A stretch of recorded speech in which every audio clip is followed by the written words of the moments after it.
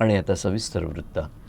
राज्यातील ग्रामीण भागात प्रत्येक घरापर्यंत स्वच्छ पाणी पोहोचवण्याच्या दिशेनं मोठं पाऊल उचलण्यात आलं आहे.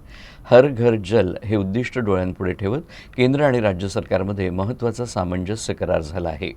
या करारामुळे पाणीपुरवठा व्यवस्थेत मोठे बदल होण्याची अपेक्षा व्यक्त केली जाते आहे.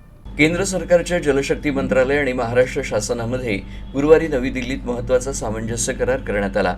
यावेळी मुख्यमंत्री देवेंद्र फडणवीस नागपुरातून व्हिडिओ कॉन्फरन्सिंगनं त्यात सहभागी झाले होते.